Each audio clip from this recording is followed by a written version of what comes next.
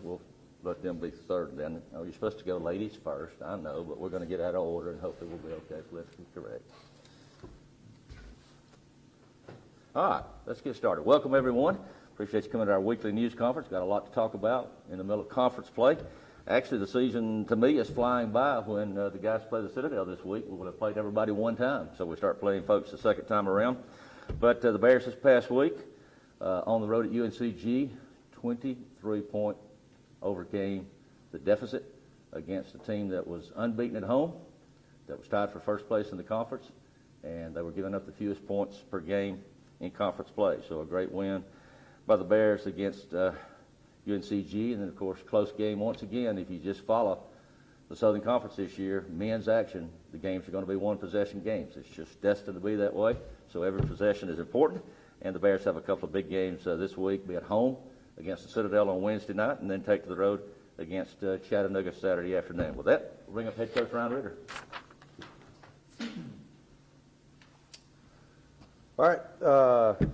Good afternoon to everyone. Appreciate everyone being here. Before we start talking about us, how about, come on, man, Rick Cameron, number 1,000, baby.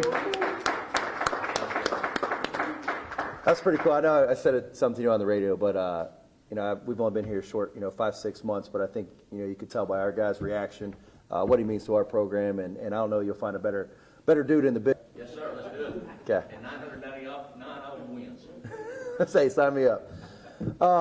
No, I think Rick kind of said it. We were 1-1 this week, and I think we've played eight conference games, and 7 of those have been 1 or 2 possessions with a couple minutes to go. And just kind of explaining to the guys this morning, and I think they all feel the same way. Is our record I think is 10-11 and 3-5, but I feel like we've got a championship bunch, and we're a couple adjustments away from really making some noise and feeling really good. Day one, said it on day 100, this thing is going to be process driven. And I really believe those guys in the locker room believe it. I know they believe it. And we're close. I don't know a lot of teams right now that can be down 23 on the road to come back and compete, but come back and find a way to win a game on the road, which hadn't been done in UNCG's building this particular year. So we got one game left before we get to the halfway point. A lot of respect for Citadel. They've had a lot of tough, close games, but I think when you look at the totality of the league, I've got a healthy respect for every opponent we play. I think it's a really good basketball league, bordering on that top, level. But I know our guys feel like we have as good a chance as anybody to go out and win every single night, and I think there's real belief that we're only a couple adjustments away from making this thing really special. Now you got to do those things. You can't just talk about them. You got to go Monday, Tuesday, Thursday, Friday. You got to find ways to get better. I think, what was it? Ken Palm or ESPN gave us a 1.2% chance to win with in the first half, and then also 7 minutes to go in the second half. But I don't think these guys really care about that. I think they just care about what's next, what's in front of them, and give them credit. Found a way to win, and then obviously welcomed a really hungry Furman team in here that had taken a couple tough losses. We got a chance to tie the ball game with a couple seconds to go, and give credit to Furman. That's a good basketball team. They've won championships before. And again, it was good college basketball night. Would like to come on the other side of that, but not deterred, not disappointed in the result. But I think when we go in that locker room, I've been in championship locker rooms before, and we're building towards that. I've been in some locker rooms where it's been tougher. You've lost a game or two and feel like the ceiling's fallen, feeling like everything's going wrong. This group disappointed. They're hungry in terms of the result on Saturday, but I think they understand what the bigger picture. And I referenced by our practice this morning, I think they're up to the challenge, and I'm fired up to play another home basketball game against Citadel on Wednesday. So, with any of that, I'll let you guys open it up for questions. Saw your reaction on the social media pages after the UNCG win. What was? Just describe what you were feeling that moment as a coach. Well, I think you see a lot of reactions from coaches. Some dance, some do. I was a physical guy, man. I like getting in there, getting in the mix. I think it's really important that you celebrate the wins with these guys. These guys, man, we're asking them to do something that's uncommon. We're asking guys to put a team before themselves. And in today's society, very rarely do you put teams in front of yourself. And so when our team collectively has a great event, like we did on Wednesday, I think it's important to celebrate with them. We go through the lows together, we go through the highs together, and man, that's pure joy. I mean, you walk in that locker room, you see a bunch of smiling faces, and it's a blast, man. And then, what were you telling your team at halftime, even though all these other I think Cam will say the truth is we walked out of that locker room and I'm looking at the staff and I'm like, hey man, we're gonna win. Like this group, it wasn't anything I said. It was, you could tell it was him, it was Chip, it was guys in there down 13 at half, and they're looking like, hey, what's the adjustment? Like we're gonna win this game, and you always want to feel that way as a coach, but there was a real belief. I walked right out of the tunnel, looked at the staff, and I said, hey man, we're gonna come back and win this thing. And sure enough, these guys made some plays and found a way to get it done. It was really more about them than probably anything I was saying in the locker room. And then I know we've had 4 games of losses decided by 5 points or fewer. I know against Birmingham down to 0 about a minute to go. I mean, are you guys, like, what are the adjustments that you think the team has to make and just working more on, like, game situations? What's going to take to 13 close games this year, so we're 7-6 in close games. So, what are the adjustments? Telling these guys this morning, it's not 100 different things. It's we're a possession or 2 away each game. So it's not not 8 or 9 or 10 possessions away. Maybe a personnel thing, it may be a ball screen coverage, it may be an extra effort in transition. But I think all these guys, and our staff included, we all got 1% more to give. And if we were in here 7-1, I don't think you'd see any different reaction from us. If we were 1-8, I don't think you'd see any different reaction because the truth is, like I said, man, this is try to be the same consistent dude every day. Our guys are giving us everything they can right now. I think it's just helping them with some in-game adjustments maybe as we go forward. But it's not a drastic change. It's 1 or 2 possessions every game. And then obviously 2 weeks ago you all played Sanford at home. In that game, the whole time you did win the game. Well, I think the plan is to go out and win every game. That's our expectation, is to go out and win the basketball game. And I don't care if it says Sanford or Western Carolina or VMI or Furman. This is the next opponent. And, Sanford's having a good year. Obviously, they won the league last year. But, I mean this with respect to everybody. I don't think there's a team on our schedule we can't go out and beat. And so when we tip the ball up, our expectation is to come out on top, whether it's home, road, neutral, moon, I don't care. Like, our job is to go out and try to win the basketball game. You talked about being 1 adjustment away. Mentioned it several times, always spoken. What do you think that adjustment is? And if you don't know yet, how do you go about figuring that out? Yeah, it's been a couple different things in each game. I think some games have been a little bit better defensively, some games have been a little bit better offensively. But I think it's the overwhelming thing is just asking these guys 1% more. Maybe that's a little more attention to a scout. Maybe it's a couple extra shots in the gym. Maybe it's us making an adjustment. I don't think it's one particular item that, hey, man, we've got to get better at this one thing. I think it's a collection of everybody just giving us a little bit, 1% more of what we're asking. Maybe it's an extra film session. Maybe it's, but I don't think it's one outlying theme for every game. It's a good question. How big is it having a guy like Cam Bryant in the locker room and getting people fired up on him to kind of change a little bit, change all that? I was telling this morning, man, one of the best things he does is his energy is contagious. You can see when he's getting going, our crowd's getting going. And this is a guy that has real life experiences. He's not a 19-year-old coming in here and hoping it works out. This is a guy that's gone through ups, he's gone through downs, he's been in winning locker rooms, he's been in losing locker rooms.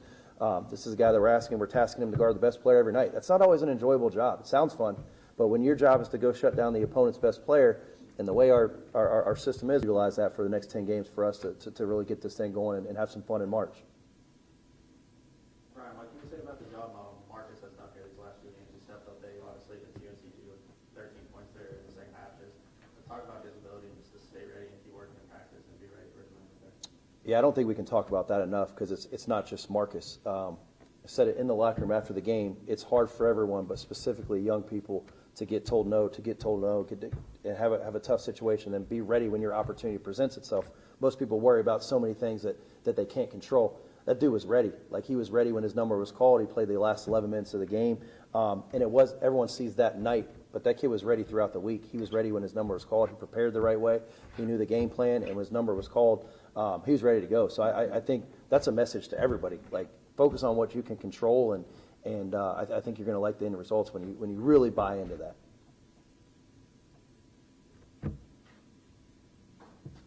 Pretty good, Rick? Good. Go, Coach. Appreciate you.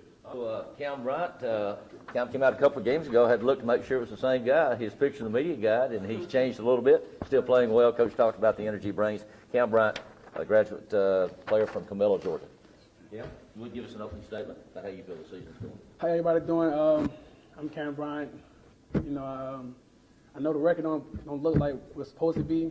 We're supposed to be a better record, but we know we can be. The second half of the season, we know we need to do to make it.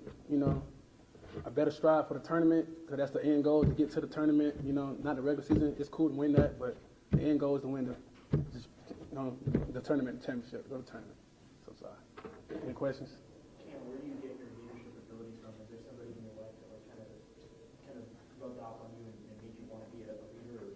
Or Honestly, I wouldn't say I think I just became a leader here with Coach Ritter and the coaching staff. They told me I'm an older guy, so I need to lean into being a leader, because previous teams and everything, a winning locker room is not always common. This is a real winning locker room. I never really had one until now. So yeah.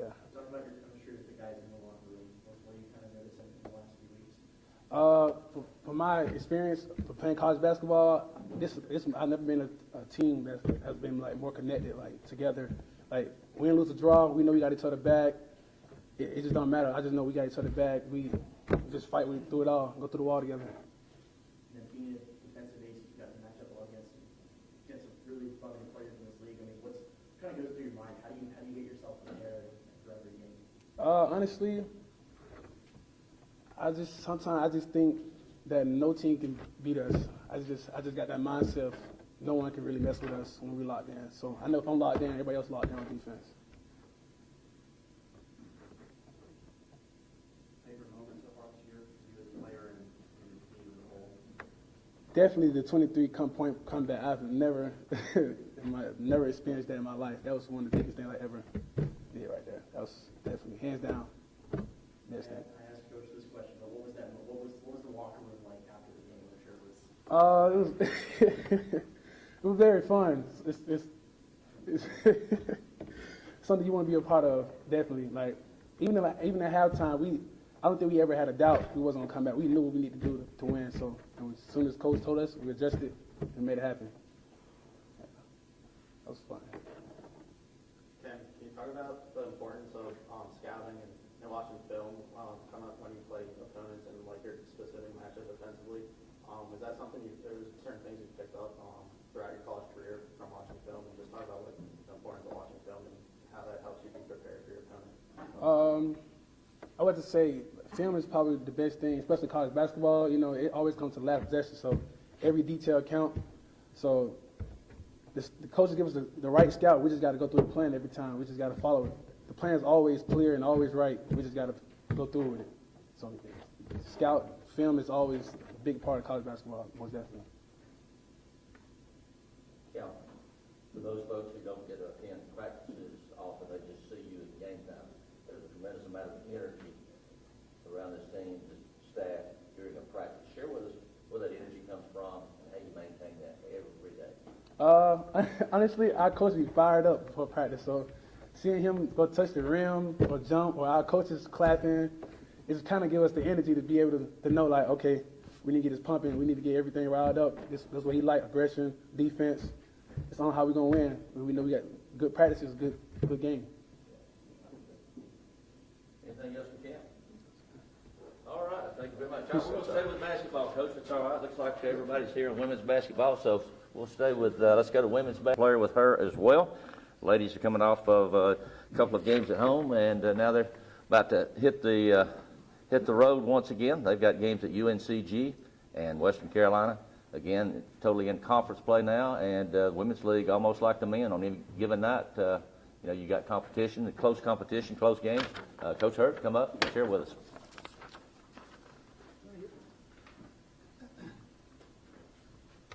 How's everybody doing today on this rainy day? I think for us, I'm just every single day, like we're just talked about this the last week about, it's a saying of just going back and chopping wood, right? So every single day, I think myself and the staff, we're just trying to, find ways to get better. I know when I walked in, they had already congratulated you, but I wanted to make sure too that I said it's just been an honor, like being here, and definitely to be a part of like your 1,000. That was cool. So just want to say congratulations again. Yeah. But no, a quick fix. But I'm such a competitor.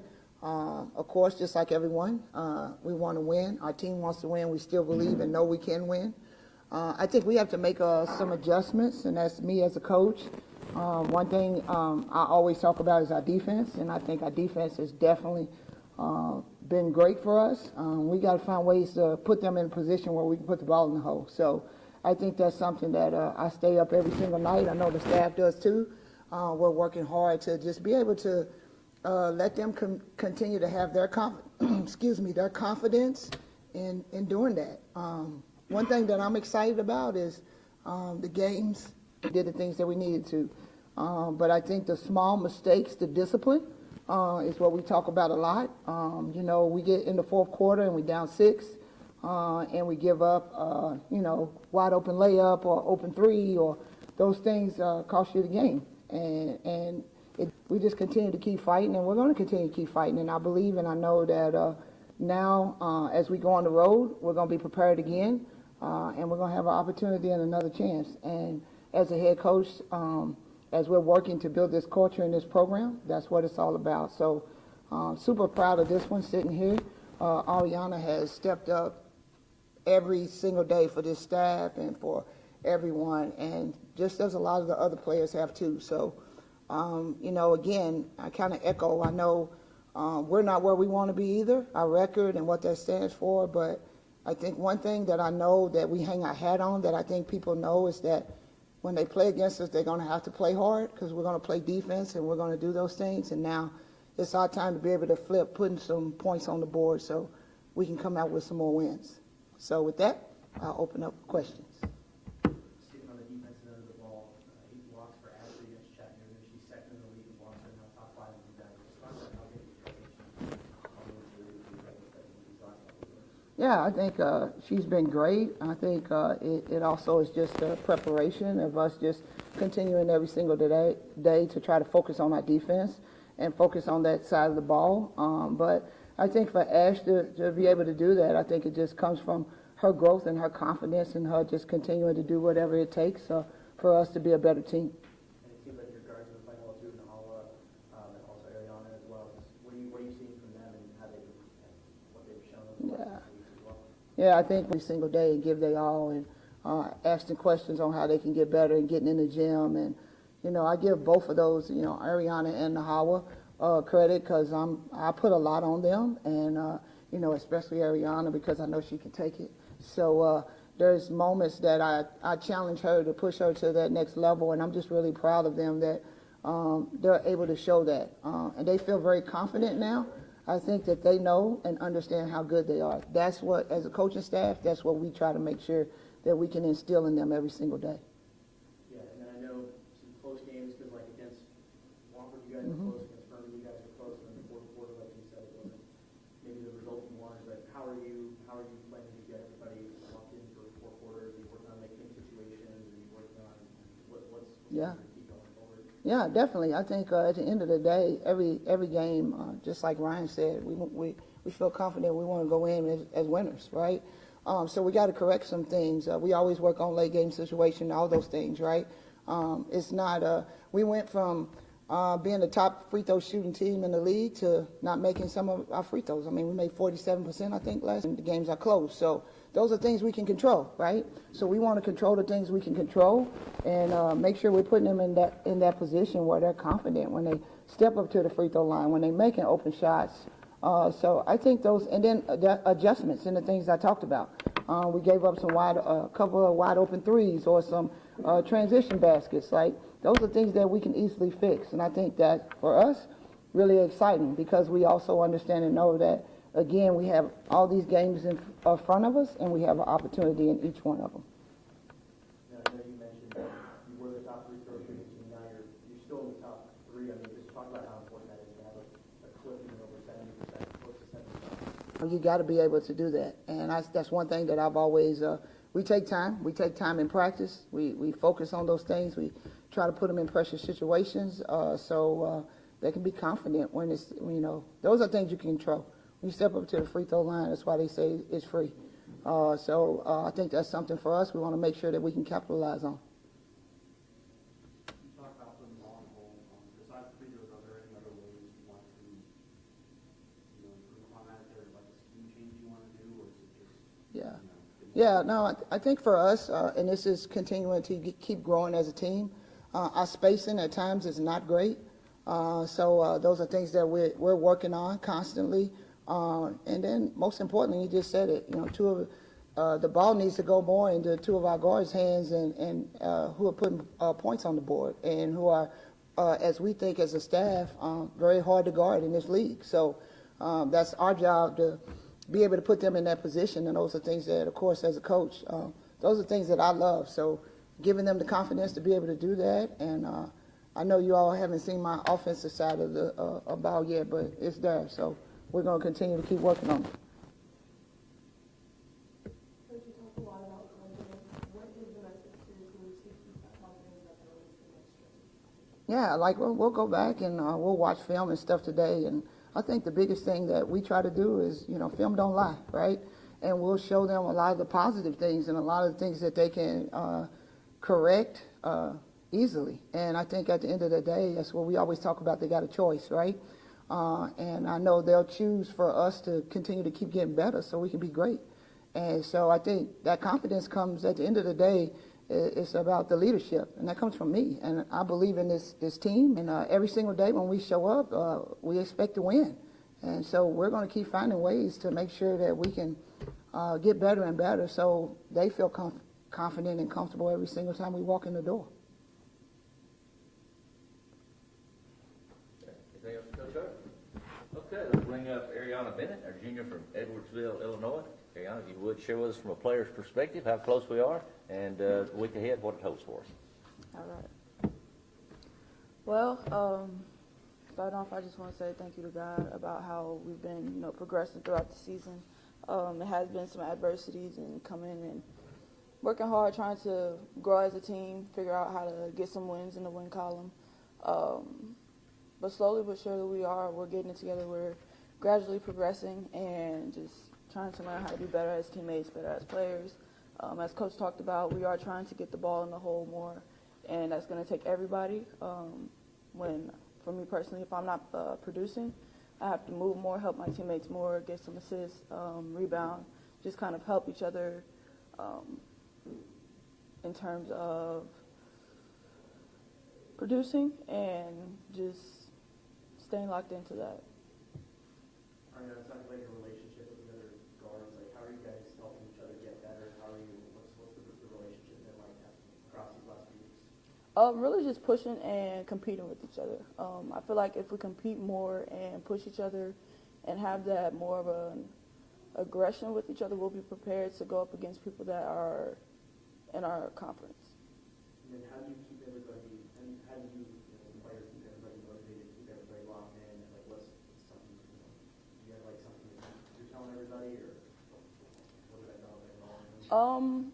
I try to show throughout every situation. I joke a lot, so I'll also make jokes out of certain situations and just try to enlighten the mood and keep people on higher spirits. And then couple close games in a row, and you guys were leading through 3 quarters, kind of didn't go your way in the fourth. I mean, what do you guys, as a player, what are you looking to do differently in those kind of situations that are late and like that? I feel like we just really need to continue coming out with high energy and then letting it progress throughout the entire game. We'll come out high energy and it'll kind of fizzle, but usually we are a fourth quarter team, so we just have to get back to our roots and kind of just continue growing on that.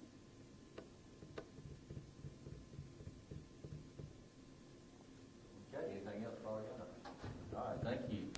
Okay, as our men's and women's basketball teams continue in SoCon play, time to get our spring sports started, and we'll bring in today men's lacrosse head coach Ryan Dennehy, who is in his 3rd season, opens up play this week. Coach, come up, give us a preview. Thank you. Rick, congrats. Thank you, That's sir. awesome. Ryan Dennehy, men's lacrosse. Excited to be starting my 3rd season here. Quick recap of 24. Needless to say, disappointing. I shoulder that responsibility. 4 and 10 is not getting it done. And unlike 23, we did not make the ASUN tournament. We compete in the ASUN. But coming into 2025, I'm pretty excited about our direction. One, I was able to keep our continuity within our staff. That continues to drive not only our culture, but our schematics from beginning to start from our freshmen all the way through. So it's awesome to see. You start seeing coaches on the field now, as opposed to me kind of always directing traffic. So that's awesome. We were able to bring in our first full recruiting class. So all the freshmen are our recruits, and so that's exciting as well. And we're starting to see some guys make immediate impacts right away. And so I learned a lot in 2024. Probably one of my biggest lessons that I learned in 2024 was probably that every team is different. No matter how many familiar faces you see in that locker room, and given that last year was the COVID kids and players, and so we had a roster of 60 guys, and so you try to build momentum from 23, roll it into 24, and it just doesn't work that way. And so as I'm in my third year, I'm learning a lot, and so we made some pretty standpoint, schematic standpoint. You know, we didn't play half-field offense defense schematics until about 5 weeks into the fall season, and truthfully it was scary. We go into it and I'm like, man, we haven't touched any schemes in 5 weeks, but the amount that we did from a player development standpoint, from focus on their mental, physical, and emotional health has proven huge for us. And so coming into this, I'm just coming off the field. We're finishing up our January preseason. As Rick mentioned, we're going into our first game this week. We've had some pretty successful scrimmages here at Five Star Stadium. And we have a new unique schedule this year. We're road warriors. So for us, just the way the scheduling falls, we've got 3 home games here at Five Star, and a bunch of away games, and 2 of them neutral. We play at Bobby Dodd in Atlanta this year, and we played down at Naples against Army on a neutral spot. But bottom line, whether we're here in Five Star, whether we're traveling, it doesn't really matter. We're traveling all over the country. The ASUN kind of took a structural change. 4 teams kind of moved into a different league. So now we're down to 6. So it's now down to basically the 6 biggest competitors in the league. But a great opportunity for us to continuously attack our number 1 goal and only goal as a team, which is to win an ASUN championship. And so I'm excited for the newness of our team. As you kind of probably imagined, covering sports, that a lot of these teams, just because all the COVID kids have graduated, they're not necessarily young, but they're new and they're making impacts and new roles and new responsibilities. And so we've seen a maturity and a fast growth of our team, and I'm excited to get after it this week. And so I'll open it up to questions. Now, you mentioned the structural changes in the ASUN this year, but what else are you noticing some of the teams? Yeah, and just from conversations, everyone's kind of in the same boat. They got a lot of new faces, and everyone's making a lot of new role adjustments within the programs. So from us, we're seeing some freshmen play, we're seeing some, upperclassmen, juniors, seniors play. But from a league perspective, and the way we've scheduled our Arctic Conference schedule, I feel like we should prepare us well for March 29th when we open up with Queens. But our main focus right now is Hampton and what they're going to give us going up to Virginia on a 9-hour bus ride. And so I'm excited for that challenge, but also for these guys to finally get a different competition and not necessarily ones between themselves every single day of practice.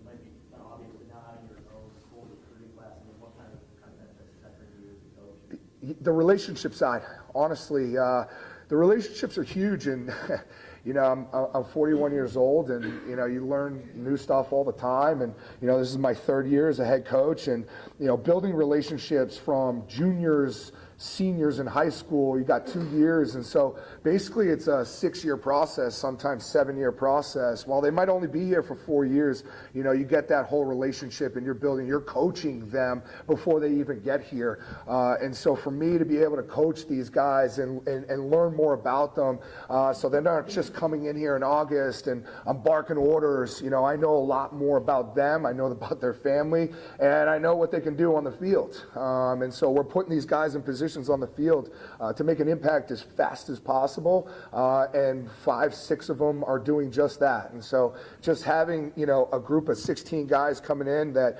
we've developed deep relationships with, that we know what their talent and their impact will be, and we can put them right there on the field and slot them in right away. And you coached at a lot of different levels too, pros, coaching college. And what kind of stands out to you about this level in terms of like just developing people, just developing relationships like you mentioned? What else stands out to you about the college game? Yeah, I mean, this is pretty much the pinnacle of our sport. There's no better day to play the Creators game than on a rainy day here in 5. College D1 sport, I mean, these kids are coming here to play the best and greatest version of our game. The pro game is awesome, but they're not out there practicing 175 times a year. You know what I mean? And so for us, it's that constant growth, improvement, day in and week out, month out. We have a 3.5-month preseason. And then we have another month when we come back in January, And so these guys, it's about keeping them healthy. It's about keeping their minds right, minds focused. We had a team meeting this morning. It was really productive. Guys opening up. They're ready to go. And so for us to be able to spend this much time to develop both the guys on the field and everything else, it's a pretty special place to be. And certainly from my perspective, being one of 70 Division I coaches, I'm humbled and blessed to be here every day. I can't believe they give me the keys to 5-star. Lacrosse, obviously not known for being like a big sport in the South, but you guys have hosted the season opener a couple times here, and I feel like the program is growing in a lot of ways. What kind of benefits have you reaped from being a program in the South, and how do you market that recruiting model? Yeah, so funny enough, everyone always asks that question, and there's a few pretty cool facts about Macon, about Southern lacrosse in general. Number one, we're in the South. It's warm. So when you got everyone up in the Northeast and it's January and you see on Instagram and it's snowing every day, this is the worst day it's been. Obviously, we have the snowball over there in the corner, but every day is nice. So number one, that's a nice pull. Two, I don't know if you guys know this either, but there's an airport in town in Macon, and it flies twice a day, direct flights to BWI.